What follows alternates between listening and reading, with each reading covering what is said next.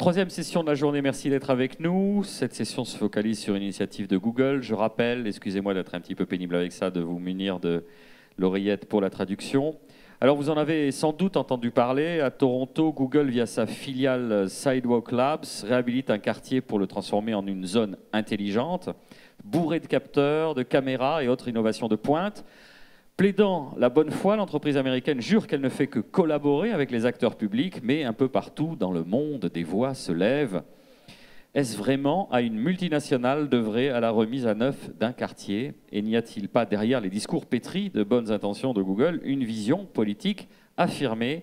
Alors, trois expertes reconnues vont vous donner des clés d'analyse, Saskia Sassen, Francesca Bria et Cécile Maisonneuve, avec la modération de Bonne Aloi, d'Audrey Emery, journaliste au Point. Merci de leur réserver un excellent accueil.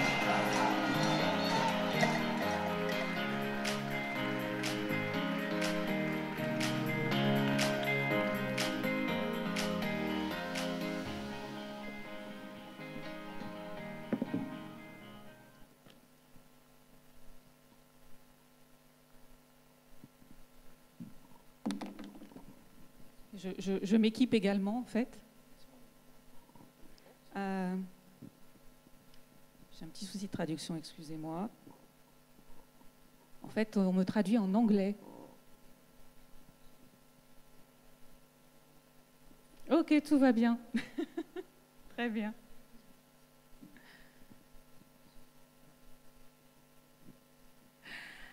Bonjour à tous, on est vraiment ravis de vous retrouver ce midi avec trois spécialistes, trois femmes en plus. Donc je suis vraiment ravie que ce panel soit exclusivement féminin pour parler pourtant d'un sujet hautement technologique. Vous l'avez peut-être rêvé ou cauchemardé, Toronto l'a fait ou en tout cas est en train de le faire. Donner les clés d'un quartier de la ville de Toronto à Google. En 2017, donc, comme Boris le rappelait, sa filiale Sidewalk Labs a remporté un appel d'offres pour créer sur la friche portuaire de Quayside une zone urbaine intelligente. Alors normalement, vous devriez voir défiler sur l'écran derrière moi, tout au long de la table ronde, des visuels de ce projet. Est-ce qu'on a affaire ici au développement d'une vraie ville intelligente? Est-ce qu'il faut s'inquiéter de ce projet? Pour en parler avec nous, nous avons donc Cécile Maisonneuve. Vous présidez la Fabrique de la Cité, un think tank sur les innovations urbaines. Francesca Bria, vous êtes spécialiste des politiques d'innovation, conseillère pour la Commission européenne et en charge des technologies numériques et de l'innovation sociale à la mairie de Barcelone. Et puis Saskia Sassen, on est ravis que vous soyez parmi nous aujourd'hui. Vous êtes sociologue de la mondialisation. Vous avez notamment popularisé le terme de ville globale. Et je vais d'abord m'adresser à vous, Cécile Maisonneuve. La promesse de Google à Toronto, c'est un quartier écologique avec des pistes cyclables chauffées l'hiver, avec des espaces publics modulables, des voitures autonomes, des robots pour gérer les déchets ou pour distribuer les colis. Bref, on a l'impression vraiment que c'est la ville idéale qui fonctionne, voilà, où il n'y a absolument aucun souci, aucun grain de sable. Et vous, Cécile, vous avez mené une expédition en septembre avec votre think tank à Toronto, dans ce nouveau quartier. Qu'est-ce que vous avez vu? So I'm going to speak English even if I'm French because it's our common language. So yes, we decided to go to Toronto to understand what's happening there, and I would rather say what's not happening there. Because for the moment, you see absolutely nothing, because when we were there in September, the city and actually the public body established by the city, the province and the state, Waterfront Toronto, which is the kind of organism in charge of planning this new area, was still discussing with Google about what they would do in this piece of land in the center of Toronto. And what was very interesting is that the discussions were tough. The tensions were extremely high. Why that? Because in last June, Google published a 1,500 document, huge one. You can download it on the website of Sidewalk Toronto, explaining what they were going to do. And when they issued this document, there was a rise of protests in the city from the Torontian citizen to say, But who are you, Google, to really develop a vision, not only for the tiny bit of land you were supposed to work on, but for a whole area of Toronto, and at the end of the day, maybe for Toronto itself. And really, the people were upset about this grand vision developed by Google. And if we go back in history to the moment where Sidewalk Labs, which is the subsidiary of Alphabet, the mother company of Google, was created in 2015, at the time the question was, which city is Google going to choose for its first urban experience? I don't know what to say. And there was a kind of beauty contest all over the world saying, I want to be the city which would be chosen, elected by Google for this first experience. And 4 years later, the question is not anymore which city is Google to choose, but does Toronto, does the city want Google to choose it? And what do they want to do? And what was very interesting, what we hear rather than see, because as I said, there's not so much to see for the moment, was that if you just take one example, the question of data, the question of the protection of privacy, personal data. The document issued by Google was not only illegal, meaning that it went against the Canadian law on privacy, it was unconstitutional. It was really in total opposition of the way Canadian Constitution envisioned the protection of this fundamental right, which is privacy, which is surprising, actually, very surprising, that after so many months of discussion, of work on this document, they would issue something which was obviously unconstitutional. And for example, they created this new concept of urban data. And in the urban data, you find, well, data which are not personal, technical data, but you find also personal data, including data collected in buildings. So, and they enclosed it in this new concept. And when we asked the lawyer of Waterfront Toronto, does it exist in the Canadian laws, they say, no, of course. There is personal data and the other data, like in the European law, the GDPR, our protection law. And another concept they created was one of civic data trust, a kind of independent body to take in charge those data. And there again, where were the elected officials on Toronto in the process? Who was Google to say this is the way we are going to run the data collect and sharing process? So this ended at the end of October with a decision. Everybody was waiting for the decision. Are they going to find an agreement on this document? And you said it's a technical issue. For me, it's a highly political issue, the question of Google in the city. It's not technical at all. It's political because it's the question of balance of power. It's Game of Thrones. Who is going to be the leader of the city? Still the elected official, still the citizen, or Google? And the shift from the analogical world to the digital world is the battle for the Game of Thrones between the citizens, the cities, and those new entities, the GAFAM and Google to start with. Et alors, justement, d'où cette question. Que cherche vraiment Google en se lançant dans l'aménagement urbain, Saskia Sassen? Est-ce que c'est la récupération des données à des fins commerciales, politiques? Est-ce que c'est la volonté de privatiser la ville? Il faut le microphone? Oui, oui. So I will speak in English, is that okay? Google is just one actor. So I want to introduce a second actor, and my visual is a battlefield. So yes, there are the Googles. There is a digital world that is digital, about digital, inside digital, expanding the digital.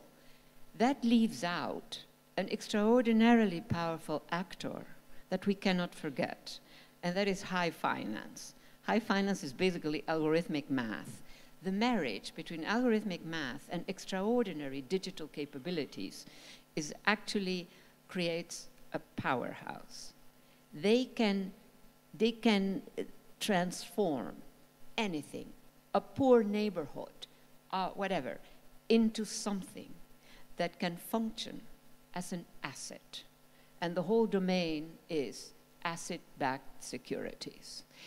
Everything with the digital capabilities, again, I repeat, and the marriage with high finance and its project, its power, its intelligences. You know, when you enter into Goldman Sachs, where the secretaries used to sit, now it's 100 physicists. And I'm not holding it against the physicists, clearly. And so this is something that we've got to deal with. You marry those two sectors. High finance has always been powerful, always a vanguard in terms of knowledge functions. And you bring that together with these other types of capabilities, and you really have a whole new condition that is way beyond how I would argue, without wanting to offend, a lot of the analysis of digital capabilities has gone, which is, it's wonderful and lovely, great stuff, so nice, so fun, so helpful, so this. And then there is this other world, and so that is that other world that I want to bring in. Alors, il y a un exemple avant Toronto qui peut peut-être permettre de confirmer ces craintes, d'avoir un petit peu de recul. C'est l'exemple de Songdo en Corée du Sud, où là, il s'agit d'une smart city qui a été notamment conçue par Cisco. Voilà, est-ce que l'une d'entre vous a un petit peu de recul sur cette expérience? Qu'est-ce qu'on peut en déduire? Qui veut s'exprimer sur ce sujet? I might not speak about Songdo, but another city in South Korea where they have created a city to experiment autonomous vehicle. Well, interesting. And interesting because they have created a city to experiment autonomous vehicle without any people. Yes. Which is surprising because the very problem of autonomous vehicle in the city is interaction with this strange character, this unpredictable character who is a pedestrian. You know, the one, you are all pedestrians, the one who wander with reading his phone or her phone, with stopping suddenly, with hesitating to cross the street. So if you don't integrate people, pedestrian, when you test autonomous vehicle, what are you exactly testing? So does it mean that once again we will have to adapt our cities and the people to autonomous vehicles in the same way we had to adapt cities to the car in the 20th century? So this is very surprising. And this is the problem of this, you know, this technological solutionism of the idea of smart city, which was, for me, belonged to the very, first age of smart cities. I think now we are far beyond this, and in very smart cities,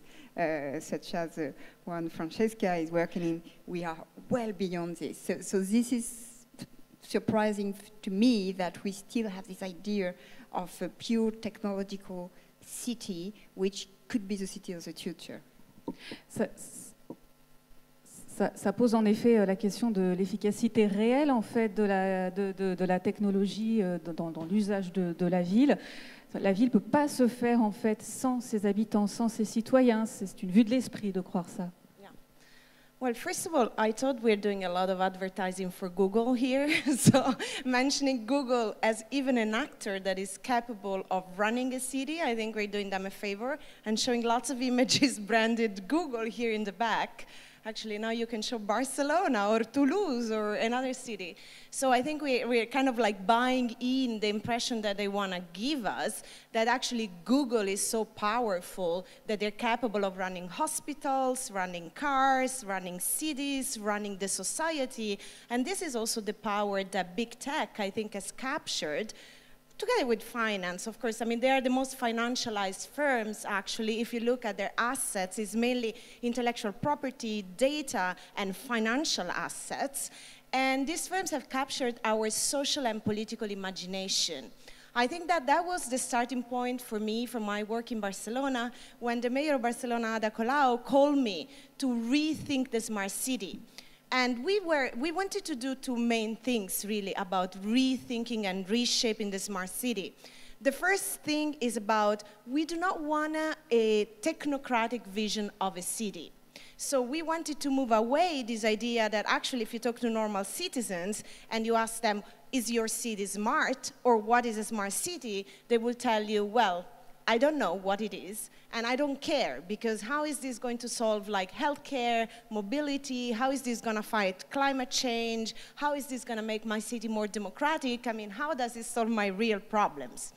And so this is an important point, because you have to be able to talk to the citizens and explain to them why, you know, the city of the future, because this is what we are talking about. It's not a smart city, it's not a technology city, it's the city that you are shaping together with the citizens for the future.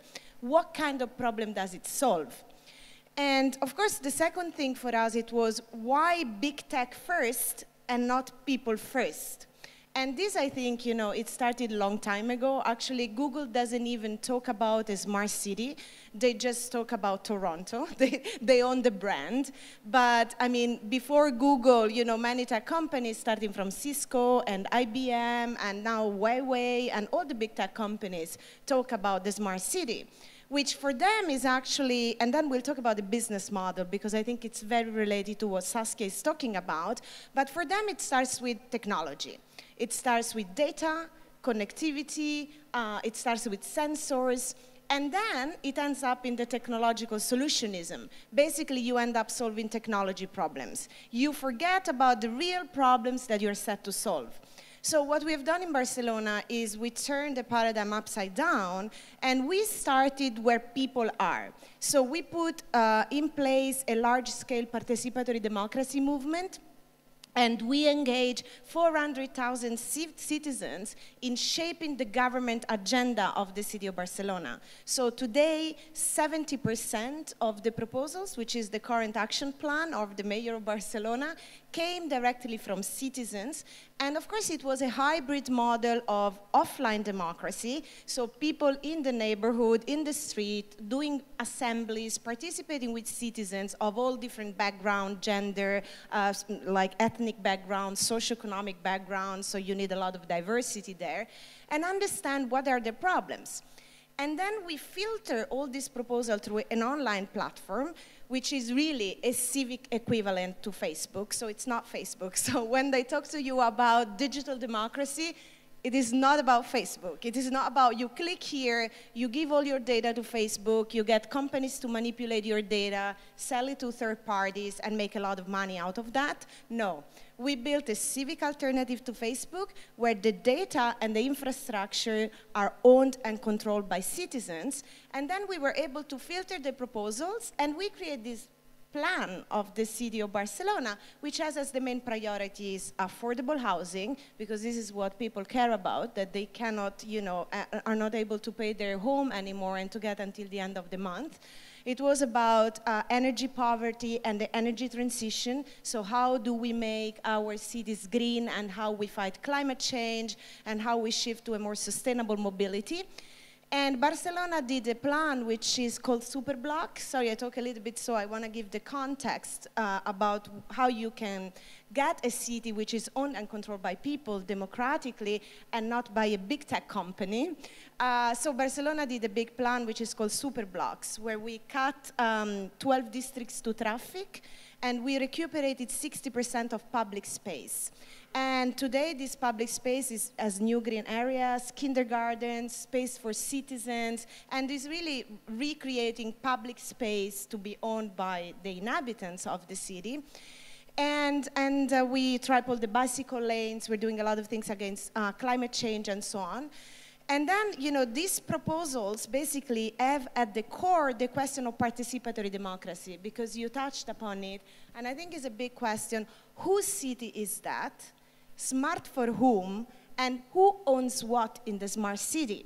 Because if we want to talk about the technology part, which I think is important, of course, you have connectivity, big data, and artificial intelligence are the future critical infrastructures in the urban space.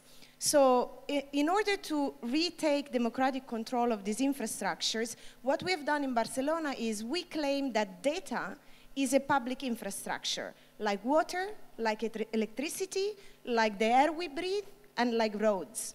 And this public infrastructure should be controlled by citizens directly. So we put in place a strategy which talks, of course, about privacy, ethics, and security by design in the way we use data. We talk about cryptography as a human right in the digital society. But we also created a model for which, I think that's what Google talks about when they talk about data trust, but that is controlled by Google. In our case, we talk about city data commons, which basically turn data into a common good. And we created a blockchain, like a distributed ledger technology. It's an application that enables citizens to decide what data they want to keep private and protect that with cryptography, what data they want to share, with whom they want to share with data, and on what terms.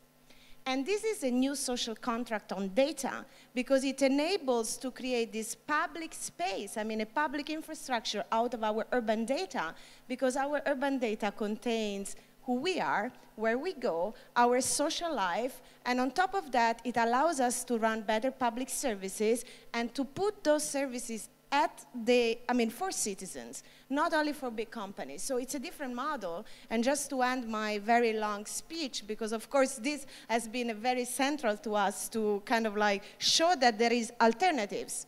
Because when you talk about technology, you end in this conversation, either you are with the big tech or you are against technology. So we wanted to show you have an option. We want to use technology to empower people and to create a better life in the future.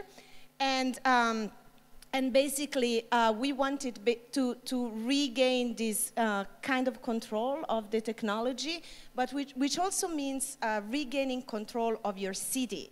And this is a very political question, and I think it goes through what Saskia was talking about, because maybe she can elaborate on this, because the business model of the smart city at the end, if you look at Toronto, is real estate.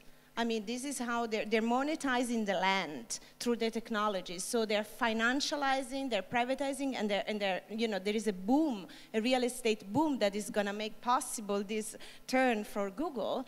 The Financial Times wrote an article, and I end here, this summer, where they said there are two models to run the smart city in the world.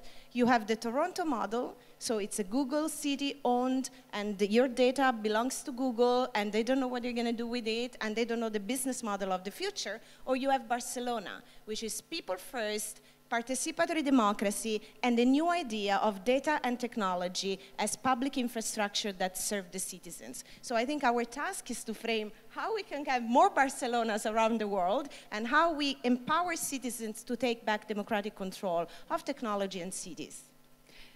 Mais on a l'impression aujourd'hui que dans la plupart des villes, justement, le choix n'est pas fait. C'est-à-dire que je prends par exemple l'exemple de beaucoup de villes en France qui vont faire un partenariat avec Waze pour faciliter les déplacements de leurs habitants et puis qui vont qui vont lancer un budget participatif en ligne pour que les habitants décident de planter un arbre, d'aménager un petit jardin, d'installer un banc. Le choix n'est pas fait en fait par les décideurs politiques. Comment vous avez réussi à convaincre la municipalité de Barcelone de se lancer, de faire un choix aussi radical? Well, I think the answer is very simple. Elect people that understand that citizens have the power. So I think we didn't have to convince. I mean, basically, Ada Colau became the mayor in Barcelona, and she was elected out of a large-scale mobilization. She was campaigning from a citizen-led movement. So she was the leader of a citizen movement that was advocating for the right to housing, for putting life and feminism at the center of the political agenda. So when she was elected and she got to power, really the main aim for us, it was how do we transform public institutions to make them serve citizens?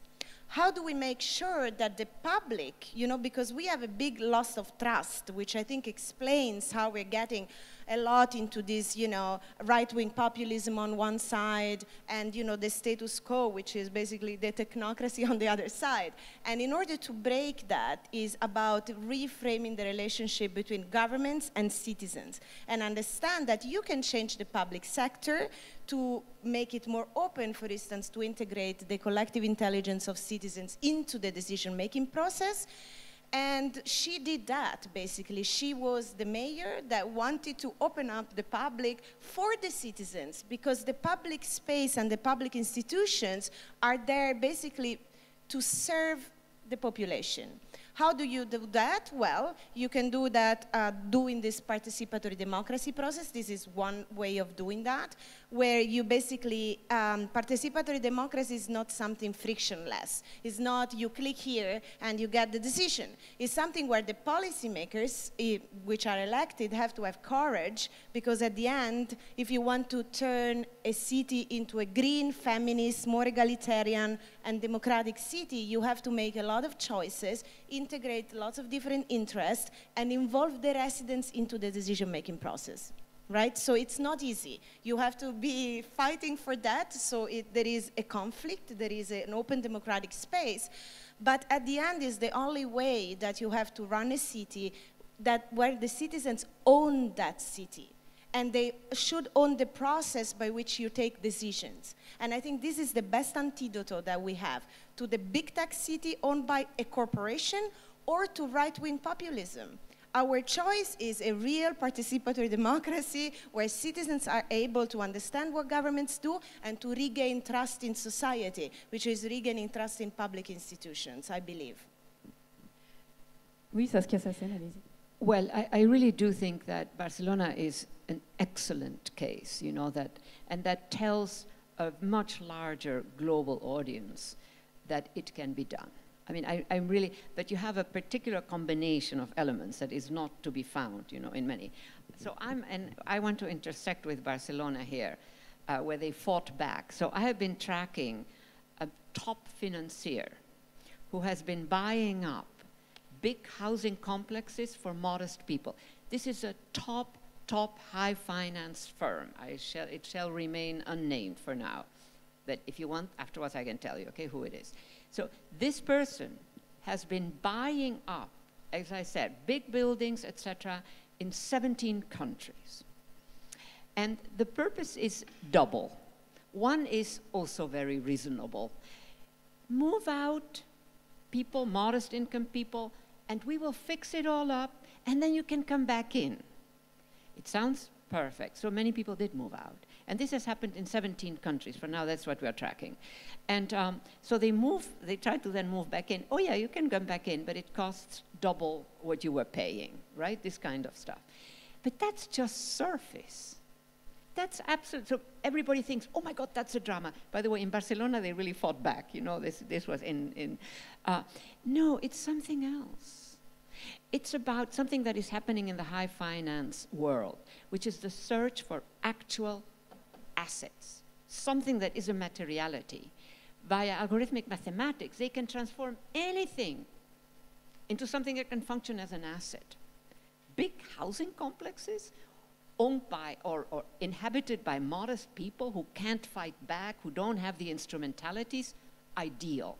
So this guy, Schwartzman is his name, but again, we're talking a financial firm, not a housing firm, has been buying up, as I said, in 17 countries. Barcelona is one of the places, Berlin is the other place, because it was quite recent where they learned about this stuff and they fought back, right? And he sort of moved out of that. Schwartzman was himself in Barcelona trying to persuade. And so I thought that was very interesting. Now, what are we talking about? Why is Schwartzman, a high finance guy, interested in big housing complexes, for modest income people? Well, it has nothing to do with housing. It really is about this search for assets. And so housing now, housing is everywhere. Housing is a lot of poor housing, etc. So housing is a very easy item to gain control over. But this, to me, is a very serious battle, you know, that has to be fought. It is truly a negative. I could go on and on, but I think we're beginning to run out of time, so I won't.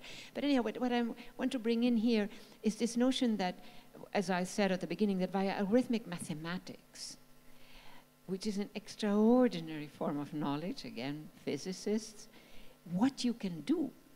And so my question is, what is next? What is the next? Now they're into modest housing complexes all over the world. What is next? You know, we don't have an answer to that. But I do think that those are the kinds of questions that we need to ask. There is a capability afloat in our current period that can really transform in foundational ways without we actually seeing it. We can't see it. Our eyes are not enough to understand that that building has gone through an extraordinary transformation, has nothing to do with housing and building, etc., but floats in a completely different world. So we need to begin to build the chains that connect the materialities that we're used to when we talk housing, for instance, with a world that is not material, but that actually is dominant now on those material conditions. Espero que se haya entendido. Cécile Maisonneuve, vous vouliez réagir à ce que disait Saskia Sassen? Yeah, I would like to expand on what you say about what our eyes can't see, and by the way, to also comment on what you said about Barcelona versus Toronto. I think that in the reality, what we're living in most of our city is neither Barcelona nor Toronto, but it's precisely what you described. And I'd like to come back to Google, because we talk about sidewalks. This is like the part of the iceberg you see, but I would like to dig in the 9/10 of what we don't realize. I'm sure that most of you are using Google Maps. Am I wrong? No, okay. We are 1 billion in the world, so I'm sure there are people in this room who are in this billion. What the new functionalities which are developed by Google Maps are very, very interesting in terms of the actual form, the actual shape of the city, and what we are preparing for the future. Because now they have developed, for example, new notion of areas of interest. If you look at a map from Paris, seen from Google Maps, with areas of interest, it's like a leopard skin. It's like an archipelago, like the Maldives. There are the points which are interesting, and there are the other ones. If you look like another city, for example, Alès in the Gare, you see the historical center and the mall, and the rest out of the map. Why that? Because it has to do with what little shops, malls will buy to Google. Because first and foremost, Google is a company which makes money with advertising. It's not a company which makes money with making cities or whatever. It's advertising firm. So you buy the right to be referenced in Google Maps.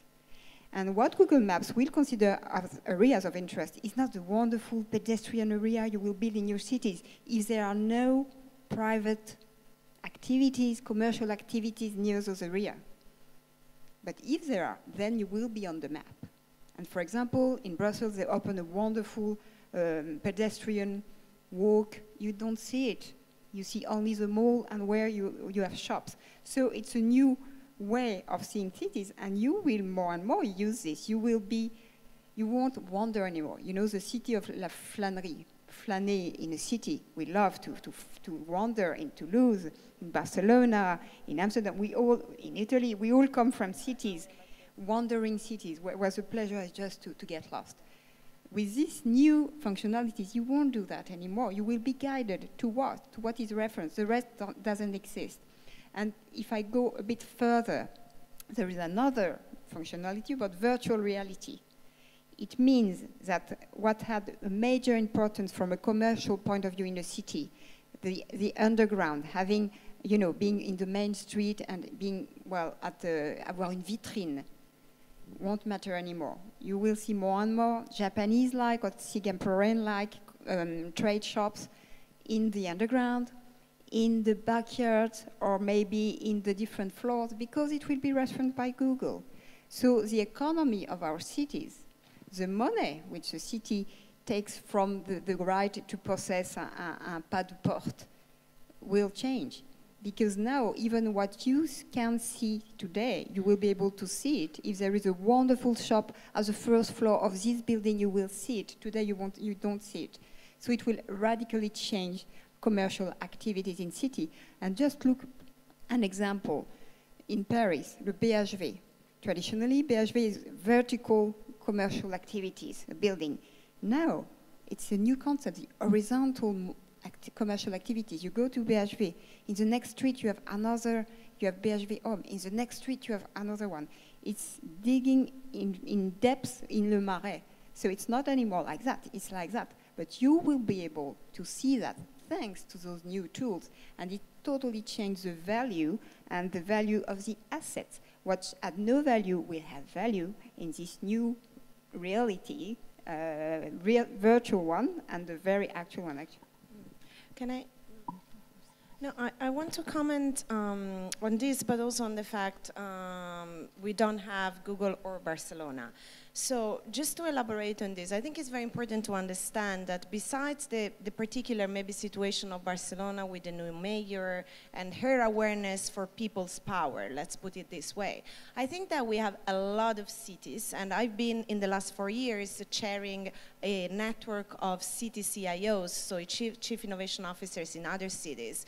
And there is a lot of awareness from cities that actually what she's been talking about, data, artificial intelligence, and connectivity, are very important urban infrastructures of the future.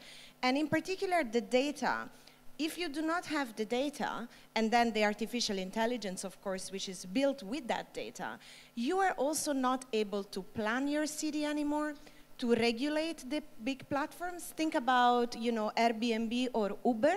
I mean, the majority of cities had to come together to understand how we can regulate these new platforms, you know, how we can make sure that Airbnb can coexist with the model of affordable housing for the population, how we can make sure that, you know, we have a model for the future of transportation where we maybe, you know, believe that we have to have a universal integrated transportation system which is public.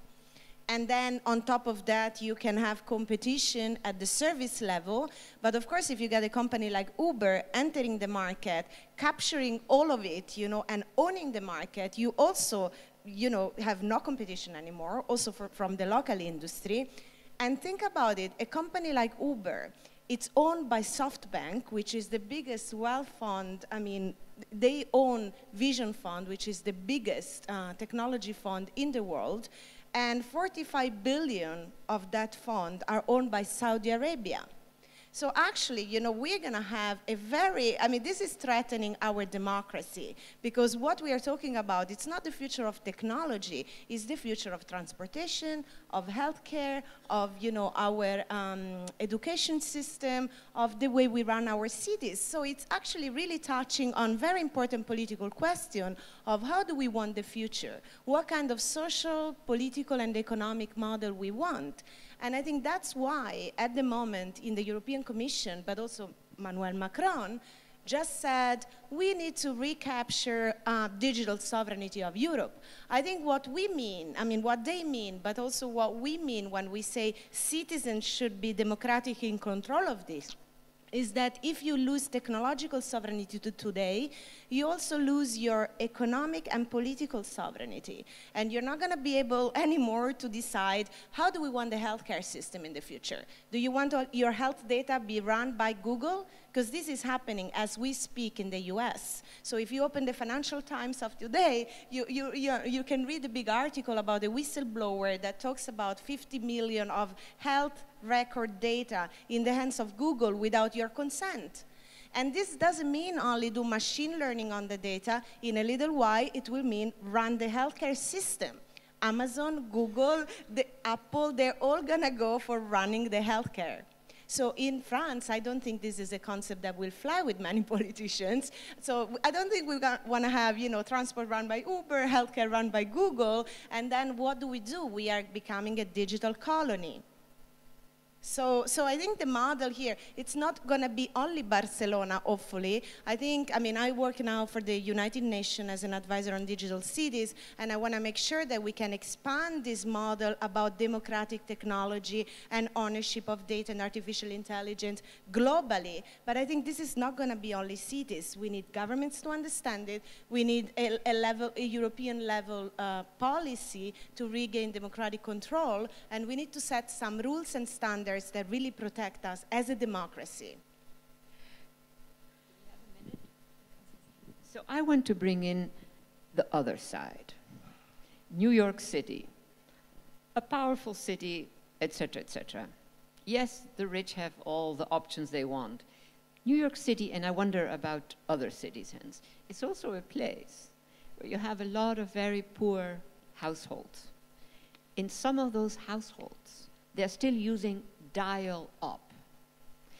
And to me, this is shocking. That is where Europe has been much better, and so has Japan, and so have other countries, that, you know, the digital has expanded to all sectors. My question is, how many cities in the world are there right now where you have this absolute dual world? A lot of the students in high school, etc., not high levels, who come from these very poor neighborhoods, they go through terrifying moments because they are clueless, and they are smart enough to know that they're clueless. So when I think about New York City, a city that has a lot of wealth and an amazing amount of poverty, you know, I also think about that. Now, I think Europe has been much better, and certainly Barcelona has been very good about that. But I do think we cannot forget this. We are really generating a youth, you know, una juventud, that is so poor, so cut off. It's absolutely, it's very dramatic, I think.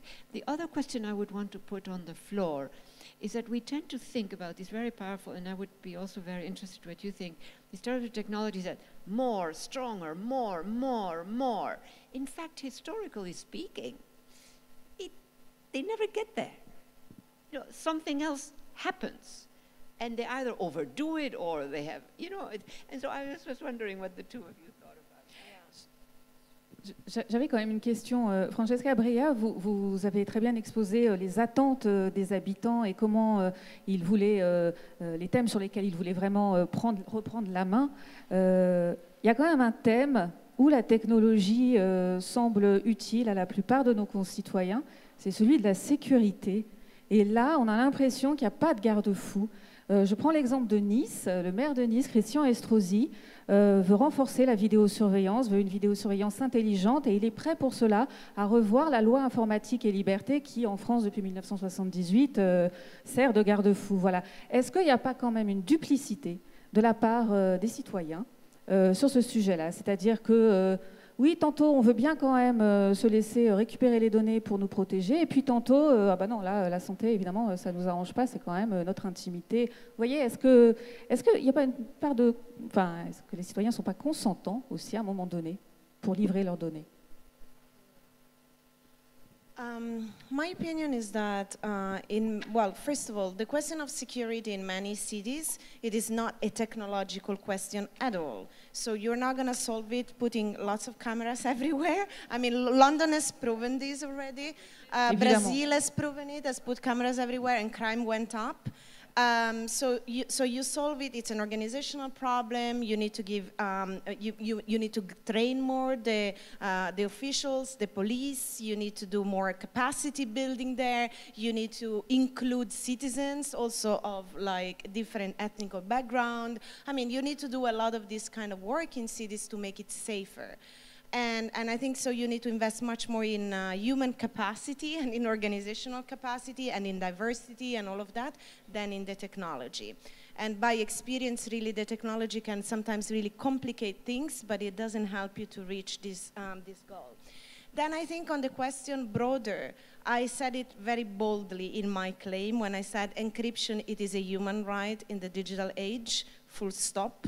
So this is what I believe. I think that people are going to be able to be much more aware of how to protect their privacy and how to, to be conscious about what is happening with their data and to make informed decisions. I mean, we have the GDPR, which is a law that is, is based on fundamental constitutional rights. That's maybe what Google was violating in Toronto. Thanks God in Europe, because of the, Charter of Human Rights and the basic fundamental rights that we have in Europe, we consider data privacy and data protection as a fundamental right of the citizens. So we should build on that, and we should enforce that.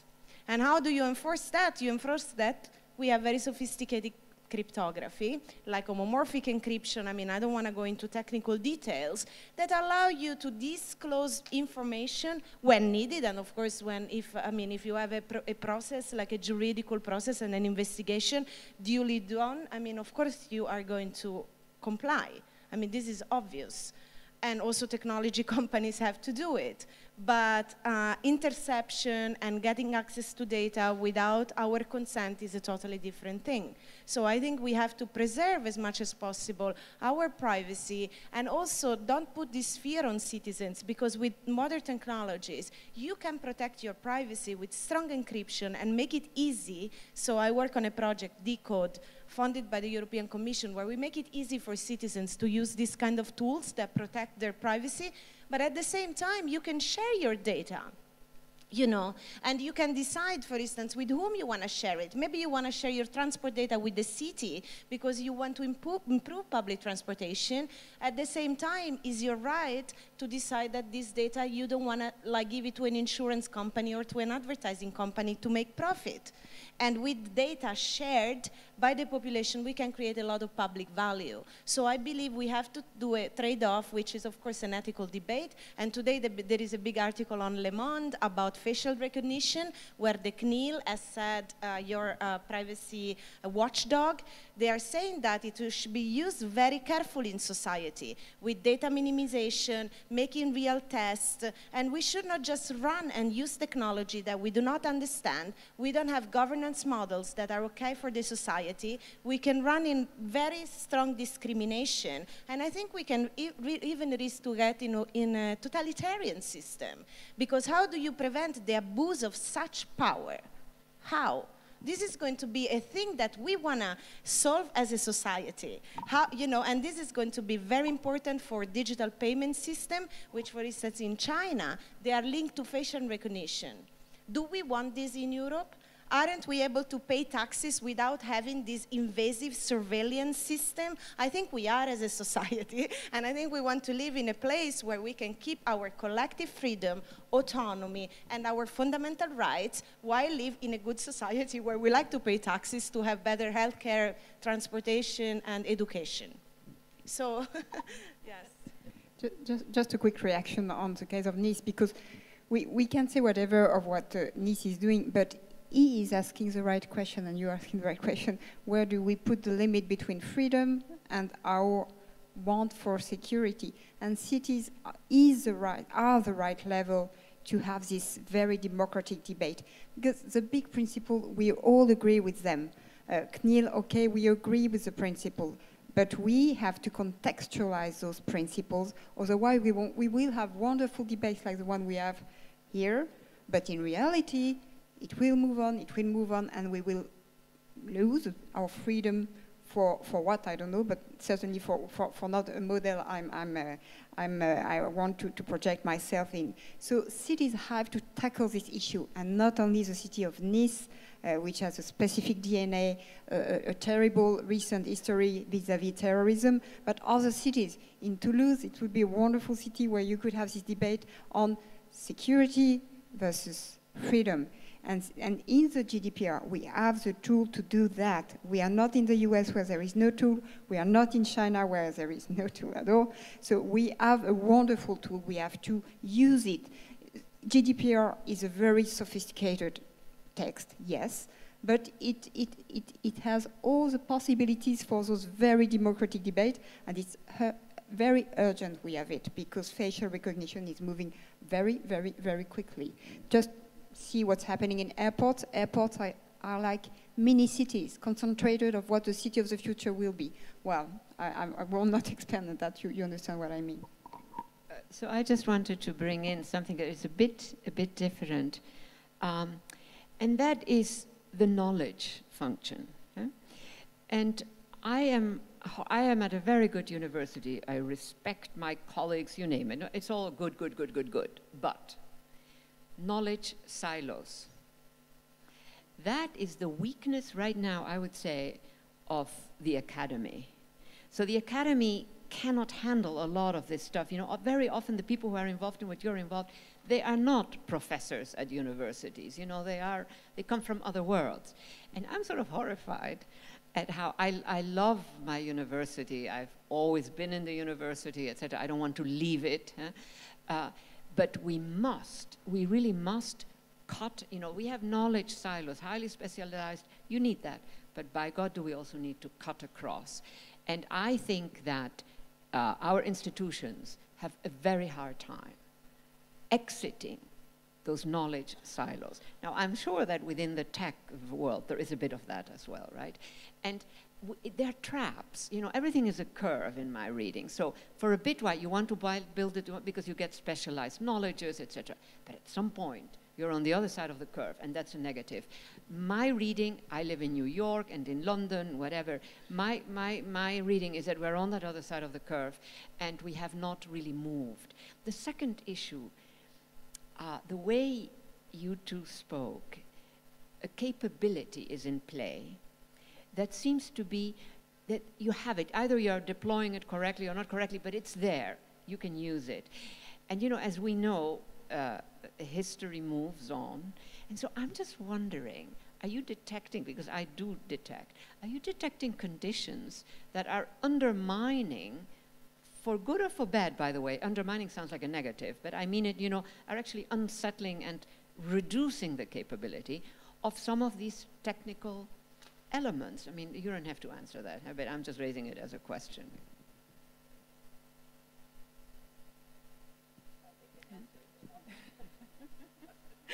Qui veut répondre à cette question? Tentez d'y répondre. Well, I guess it's meant to be a broad question of, you know, reflecting. Also, it's linked to your previous point. I mean, it's getting bigger, bigger, bigger, but then it never happens that they conquer all this full power. So obviously, there is a lot of I mean, I think the question around knowledge obviously is a very important question, not only in academia and the siloed knowledge, but I think imagine the public institution and how we are going to have to invest in capabilities in universities, in school, in the public sector, which I think is very important, because imagine if you get a politician that's confronted with, you know, companies that, for instance, tell you, give me all your data because the services are going to be free, because in fact, you know, you're paying with your data, and obviously there is nobody that now is prepared, or very little people that are fully prepared to say, okay, hold on a second, let's prevent this exchange of power here, and let's understand how we can do things differently. And I want to make this clear for people here. We are not contesting that there is tech companies working together with the cities and help us to do better services. We're just contesting this power grab. I mean, we are contesting the fact that there is a company which even pretends to remove almost the political power and intervene in choices which are about democracy and which are about policy, instead of, you know, just being a partner which works with the city in order to deliver better services. So I think here cities have to put the condition for this exchange to happen in the future, which is about knowledge, capabilities, how we want to live as a society, and really open up our political imagination about the future. We should not be trapped in vision of the world that we'll never maybe realize, and we should... Yeah, and usually don't. So actually, I think we want to really be able to reinvent in a moment like that our future political and economic institutions. And this is a task for us, for the population, for citizens and cities. On en est... I have one final thingy.